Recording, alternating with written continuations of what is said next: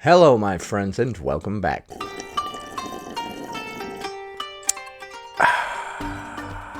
Today, we're going to be taking a look at some content from the creator Megs for Fun on TikTok. She was featured in this video of mine from a while back. She's got some very interesting ideas. Alright, the girl on the screen is saying, but being body positive is not an excuse to neglect your health. But being body positive is not an excuse to neglect your health. Listen, we've done this dance before. These studies are already inherently problematic because by using the language of obesity, that means that they're using the BMI as their... What? What language, what study, what are you talking about? Bruh. But being body positive is not an excuse to neglect your health.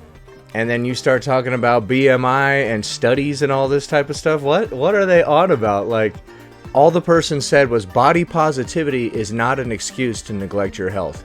And then this chick responds with some nonsense about studies and the BMI, and let's just continue to listen to whatever mental gymnastics she's gonna do. By using the language of obesity, that means that they're using the BMI as their standard measuring metric for populations. The language of obesity? What? Why are you... Dude. I would say that she is arguably too smart. Yeah, maybe. Somebody could say something simple like, hey, just because we're body positive doesn't mean we need to be unhealthy. And then all of a sudden you're all like, actually, the BMI is racist. There's some nonsense that doesn't have anything to do with the price of tea in China, as they say. And how many calculations and stuff are you going to do to like make yourself feel better? Right? Somebody says something simple like, I personally am not attracted to obese people. And then you're all like, actually, the system that's in place, and according to all these calculations that I've done here, 1 plus 2 equals 3, a squared plus b squared equals c squared, I am actually super attracted. You're actually attracted to me. You have to be based on the mathematical equations that I have set forth here. If you are somehow not vibing with any of this math, it's probably because you're racist. So, I would stop all that ageism right now. You know, in fact, you should probably stop the transphobia right now. A tool that is only explanatory for cis white men, and then doesn't control for other varying factors. And what are you talking about, BMI and cis white men? Let us go back and see what this person said one more time. But being body positive is not an excuse to neglect your health. And then you start bringing up cis white men? What are you talking about? What the hell does this have to do with anything? Jiminy Jillikers. Okay, now, what did you say about the cis white men or something? It's our fault or something? And then doesn't control for other varying factors in relationship to stress and... What doesn't control for varying factors? She just said, being body positive is not an excuse to neglect your health. So what doesn't control for varying factors? What the hell are you talking about? What are you talking about? She said, being body positive is not an excuse to neglect your health. And your response to that is, according to a study done in 1929 Vietnam, the walking stick bug is actually not indigenous to the region. And you're like, what the fuck? What are you talking about? What? That ain't got shit to do with shit. What are you on about, as they say? Or as my Canadian friends would say, what are you on about? Right, moving on. Control for other varying factors in relationship to stress and things that can lead to chronic condition. A person's job might actually be a more realistic indicator for the quality of their health than, say, the size of their body. So you're saying that being body positive is an excuse to neglect your health? Because somebody's job might be stressful or whatever you said? What the hell did you say? For the quality of their health than, say, the size of their body when we're talking about broad populations. And none of that really matters because I just have one question, which is, who said that body positivity is an excuse to neglect your health? I have literally never read or heard that claim before. Being obese cannot exist without neglecting your health. It is the personification of health neglect. People at the intersection of body positivity, fat studies, and disability studies. People at the intersection. You know, if you put enough important sounding words together, You just put them together in this big bowl and you shake it up, right? And then you just dump it out and you just say whatever important sounding words in whatever particular order. You would have a sentence that made just about as much sense as everything this person is saying. At the intersections of injustice and hate, or whatever fucking nonsense, at the boulevard of fat phobia and biases, there is a corner store that sells muffins. They got the most delicious muffins in there. Make an argument that people are not implicitly owed health by anyone, and you have no right to demand health of anyone. That's it. Nobody demanded health from anyone. They said being body positive is not an excuse to neglect your health. They did not say that you owe your health to them or vice versa or any of that. They said being body positive is not an excuse to neglect your health. That's all they said. And then you started rambling on with all these studies that have nothing to do with anything. It was pretty bizarre. Like, somebody basically said, hey man, water is wet. And you're all like, according to a study, everything that I'm doing in my life is good and positive, okay? And anyone who points out that anything that I'm doing is actually negative is a liar and a bigot and uneducated. If your glasses are not at least as big as mine, then you don't know anything. She's on Hannah levels of pretentiousness. Let's take a look at some more content from this person. I should have made videos about her sooner, because after that hogging video, dude, that I mentioned earlier, Jesus. Next clip. This person's comment says, no, it doesn't, but if your weight is unhealthy, don't expect a doctor to not mention it to you. That is a very valid point. If your weight is in the unhealthy category, your doctor, whose job is health stuff, is going to mention it to you. The math does not math. The math does not math. That's what you say in response to that? Dude, are you even in the same conversation? Just like the last video. Your response doesn't even go with what the person said. If you agree that weight does not determine health... We don't. Nobody agreed that weight does not determine health. Who the hell said that? None of us agreed to this. Then you don't know what a healthy weight is. We do know what a healthy weight is. A healthy weight is anything that is determined to be within the normal range for your height. Or whether or not weight is a contributing factor to your problems until you have fully assessed a patient. Actually, I think you may have that a little reverse.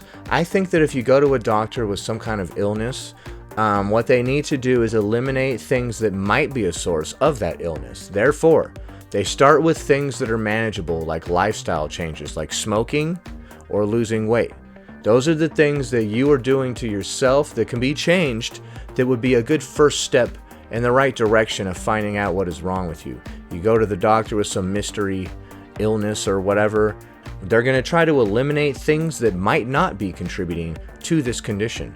One of those first things would be weight. Like, all right, maybe it's just the weight that's causing all these pains and aches and stuff. So lose the weight, and then if you're still experiencing all that stuff, we'll look into it. That should tell you something. Lose the weight, and if you're still experiencing that stuff, then we will look into it. Meaning, it's common for weight to cause a lot of ailments. The entire fucking point of the clip in the episode. Wow, man, why don't you calm down? You seem very happy. So you're telling me if I embrace this fat acceptance ideology, I can be just as happy as you? Where do I sign up? Dude, I'm gonna go buy some muffins right now, dog. Yeah, this seems great. Yes, they should use you as a spokesperson for this movement. Such a breath of fresh air. Unlike the rest of these bitter, jealous ones, huh? Was that because of her weight, he chose not to fully assess the patient.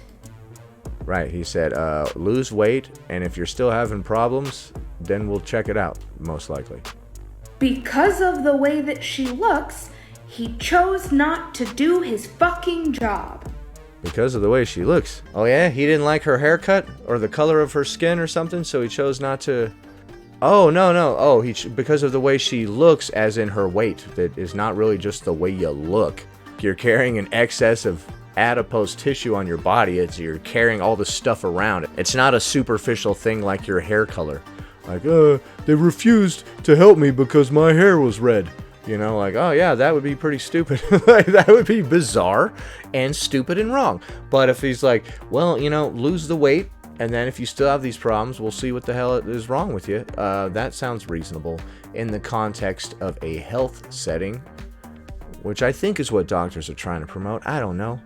He chose not to listen to the activity level of the patient or her history in a complete way. Yes, sometimes weight is a factor in people's health. You don't know whether or not that is true until you evaluate a fucking patient. Oh my goodness, I'm getting Cheshire Cat vibes again, like several videos back from whatever person. So you don't know if weight is a contributing factor to someone's health unless you run a battery of tests. What if they're like 100 pounds overweight? You can't just assume like, yeah, you're probably experiencing the same thing that every other person that's 100 pounds overweight is experiencing, right? You're probably like pre-diabetic or diabetic. You're probably experiencing shortness of breath, joint pain, especially knee pain. You're probably in a mental fog a lot, but you probably don't recognize that part because it's hard to see that you're in the fog when you're in the fog. You can only kind of really see it when you come out of it. And it is a health condition unto itself.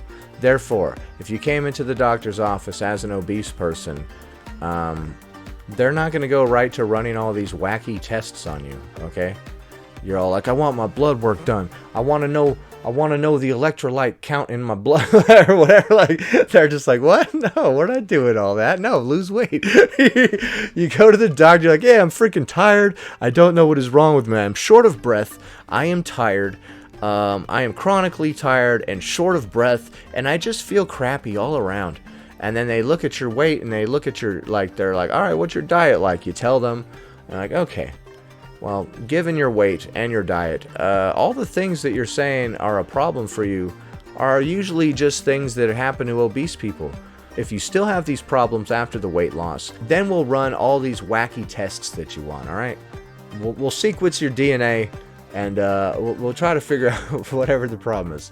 One more clip from this creator to wrap this thing up. Comment reads, I don't owe you shit. You're a random stranger going on and on and on. Get a therapist. Comments like this are ones that truly sadden me. It saddens you? Ah, she's going to take the position of the person that has the moral high ground. Your comment really saddened me. I feel sad for you as a human being. I, the morally superior person who is sitting up here on my perch of moral superiority, am looking down upon you, you vagrant.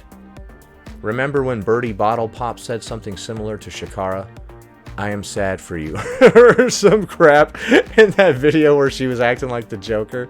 That we think that the idea that we don't owe other people anything extends to like basic human decency and compassion as humans. It is absolutely true that you don't owe emotional energy to random strangers on the internet to explain yourself, to defend yourself, whatever.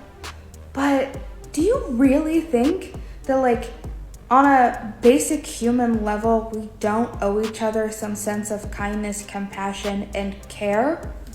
Well, I mean, pretty much you get what you give, right? If you go around spewing venom at people because you have all these insecurities within yourself, don't be surprised when people come at you in a negative way. Like that person just said, yo, I'm sick of you going on and on and on. Get a therapist. I don't owe you anything. Because obviously you were having a confrontational argument with this person prior to that.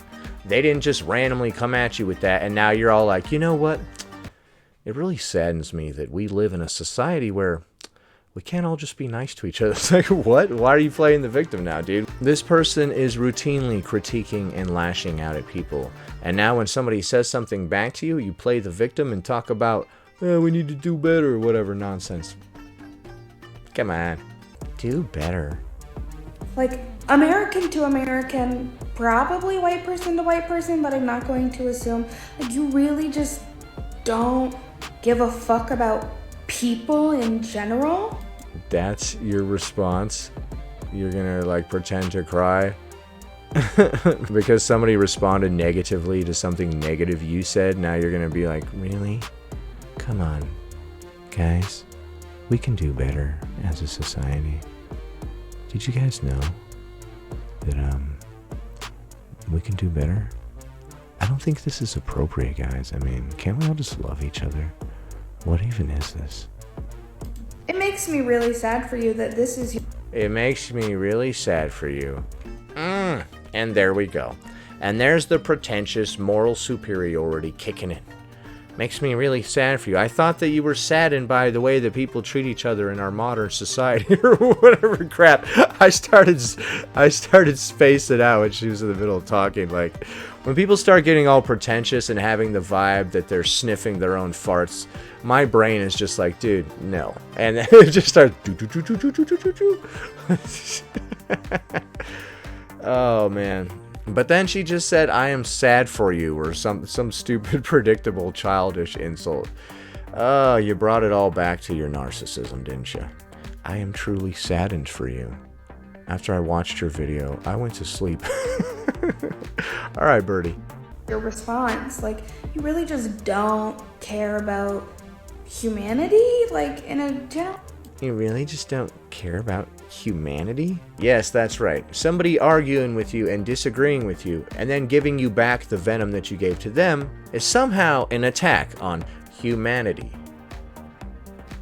I didn't realize you were the spokesperson for humanity. This person cracks me up, and their pretentiousness is on par with Hannah. That is a spicy meatball. Anyway, that about does it. Thanks for watching, commenting, liking, and subscribing. And I'll see you in the next one.